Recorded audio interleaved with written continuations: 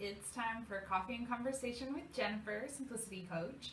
And I want to remind you that organizing isn't complicated, time is sacred, and money is a renewable resource. So welcome to this week's topic of choice is the magic pill. And I want to let you know that there is no such thing. I'm going to go ahead and get that out right away. There is no such thing as a magic pill. There's no such magic pill that's going to make us skinny. There's no such magic pill that's going to get rid of our debt. There's no such magic pill that's going to organize our home and keep it neat and tidy. And I'm not really sure why we keep looking for it. And if I had it, man, I'd make a lot of money on the magic pill. So if I had the magic pill for getting every house organized and keeping it neat and tidy, I would be a trillionaire. But I don't have it. Why? Because there's no such thing. We tend to think that there is a quick fix for everything. There's a quick fix for abs. There's a quick fix for health. Just take some vitamins and go to the doctor. And there's a quick fix for organizing. Just go to the store and buy some organizing bins and baskets and buy this thing that they sell at the Container Store. That's a crock of crap.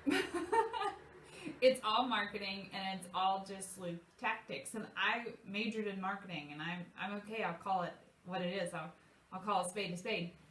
There is no secret to getting organized. There is no magic pill. There is no quick fix. When moms call me, specifically moms with really small children, I know I'm usually not the best fit for them because most of them are looking for a quick fix because they're going at such a fast pace in their life that they don't have time to commit to something long term. And while, one, that's not my philosophy at all, slow down. You're doing too much, your kids are in too much is going on. That's usually not the message that they're ready to accept or hear, and that's okay. So I'll just refer them out. But I'm not really sure why we don't embrace a pace that will change us. So think about in January and you're like, okay, it's the year. I'm getting healthy and ditching all this extra LBs and I'm going to go to the gym. I'm going to eat more fruits and vegetables. I'm going to drink clean filtered water and I'm going to be the healthiest me this year. This is all about me and health. And come about January 20th, you've gone to the gym every day and you're burnt out. We get burnt out on fast. And so, but slow, it's like boring. Who wants to be the turtle? We want to be the hare. We want to run the race and sprint and get through, but that's not sustainable. And it's also not the pace that will change you. So the pace that changes, say for example, losing weight is something that's far more long-standing, slower, doing research, going to the gym, honoring your body, listening, changing your food, learning about food, buying organic. I mean, it's a long process. If anyone's ever gotten out of debt, and I don't care if you're talking about $5,000 in debt or $50,000 in debt, it's a process. Dave Ramsey, Susie Orman, they're not selling a magic pill either. They're selling you a process. And if you stick with that process, more than likely it's going to take over a year, sometimes two, to get out of it.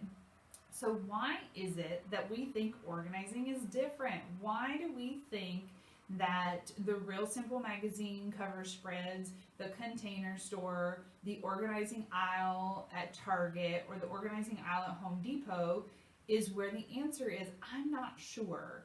I think it's attractive and it's hopeful. We think, well, maybe, just maybe, the magic pill is in this. And I want to tell you that it's not. So what is organizing and what is it not? I've had an increase in a couple of calls recently about potential projects of working with clients on organizing their home. I imagine because we've been home for a while and we're looking around and saying, I don't have any more hiding places. This house is full and I'm feeling the weight that if I wanted to move, if I wanted to ditch this mortgage, if I wanted to go to a different state, if I wanted to do that, I can't because I have too much stuff. And I get it. That's a really overwhelming feeling. That's when our stuff feels like an anchor. When what I really want people to feel is like they're holding on to a big bunch of balloons. We need to be able to fly. So organizing is not about things being neat and tidy and about it all being labeled and it all looking nice and it having this beautiful appeal. That's great, but that's like an add-on bonus, and that's not always the bonus that you're going to get in organizing. What this is all about, what I'm all about in terms of talking about organizing, is having less stuff, living with less, asking questions about traditions that might not serve, like the gift seasons, whether that be birthdays or Mother's Day or Christmas. I mean, you don't have to participate in the gift giving traditions. You just don't have to. I don't, and I'm still alive. My family doesn't hate me. So you don't have to either if you don't want to, but we have to really look under the hood. What is our stuff? Our homes tell a story, and we need to listen to the story and ask questions. Where did this stuff come from? Do I have some habits that I need to rein in? Am I buying things that I really am not using? Why did I buy this? Where did this come from? Did I buy it because it was on sale? Was I with my friend who talked me into it? Did I get this as a gift? Is this from my grandmother who likes to shit shift is what I call it. They like to shift their stuff onto you. Because organizing isn't just about purging, and it's not just about setting up a system in your home that's all perfect and OCD. It's really about understanding our relationship with stuff and then really step back and saying, now, okay, we're told to have a big home, which I call a monument to ourselves. We end up worshiping these idols, being stuff, and we also find it really hard to find the joy and the happiness in our moment now, and in our home now, and in our stuff now. We end up putting that on hold. Well, when I get my own farmhouse, and I'm not immune to this. I do this too, and I'm really working on it, by the way. When I get my own farmhouse, then I'll be happy. Well, when I get a X, Y, or Z, then I'll be able to be a little bit more happy. That's garbage. That's just trash. I can be happy in my home right now with the little bit of things or the lot of things that I already have, but really being an investigator on what do I have, why do I have it, where is it coming from, and if I'm feeling this itch or this urge to purge, really pumping the brakes on the hunting for the magic pill. I got to go get that magic pill because it's got to be out there somewhere, or I'll hire an organizer, or I'll hire a coach. They'll surely help. It doesn't have anything to do with me and my knowledge. This really about understanding you and your stuff, and then how can you rewrite the story that your stuff is telling in a way that actually serves you. And I find that it comes down to having less. Less is more. That's not a crock of crap saying that you see on Pinterest. That's true. More is more money, more stress, more overwhelm, more debt, more responsibility. It's not more in like more glamour, more prestige, more status, more freedom. It's the opposite of all of that stuff. When you have a lot of things, you're going to be way down. Period. When you have a lot of stuff on your calendar, you're going to be way down. When you have a lot of debt, you're way down. You get backed into a corner, and that's a tough place to be because it takes a lot of effort to get back out of the corner and then to get on the other side of it. So, man, I'm a little hyped up today about this. I've been thinking about it all day. Simplifying is really looking at our lives and looking at our homes and our stuff and our banks and our calendar and saying, okay, where have I gotten a little crazy? Where have I made this complicated? And where can I simplify? What's not working? And you can usually tell the answer to that question, what's not working, is found in 3 places. How much debt do you have, and or how much money is in the bank account? If it's a lot of debt and not a lot of money in the account, then there's some shopping habits that are out of whack. If you are busy and you don't have a lot of time, that's a problem. That means you don't know how to say no and you don't know how to set boundaries. It's okay, it's cool, but that's the issue.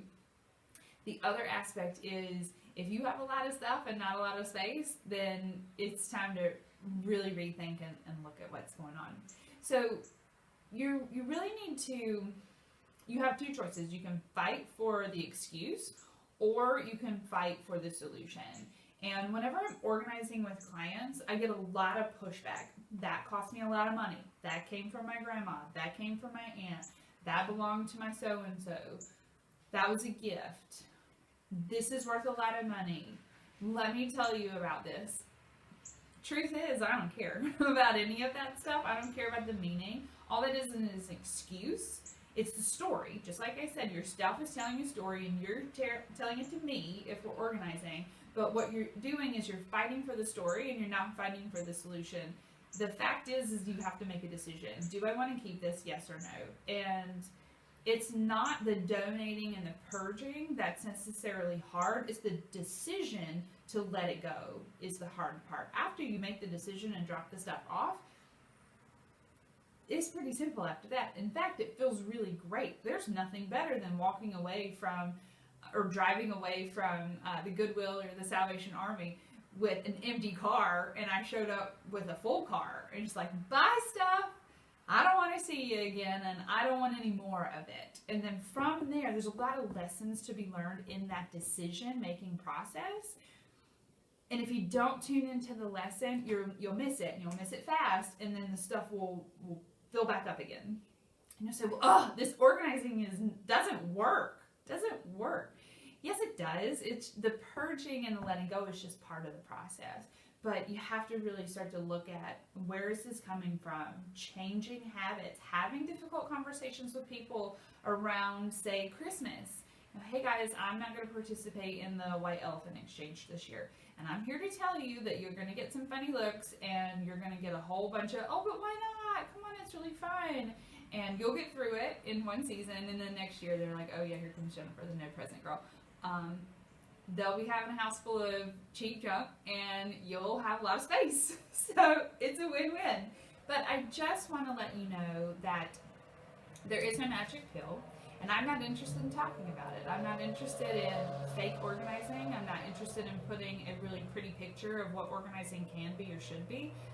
That's fake to me. That's not real, and that's not how we live. And it's important to talk about our stuff and why we have gotten into this interesting relationship with our things, and to how can we ask questions about that, and how can we really rewrite that story in a way that serves us, because we want to feel free. The reason that people call me to work together for organizing projects is they want to be free from their stuff. It's not necessarily to get it all neat and tidy. They're like, oh yeah, and by the way, can I have a really clean house? Sure, but we can get rid of a bunch of stuff in the process, and that's a really big project. So, coffee and conversation today, and this is my juice, no coffee. This is called the Eye Opener. I made this yesterday, and it must have some energy in it, because I got it today. Well, I hope you have a great week, and I'll see you back here next week at 3 o'clock on Wednesday for Coffee and Conversation. Who knows what I'll talk about then? Okay, bye!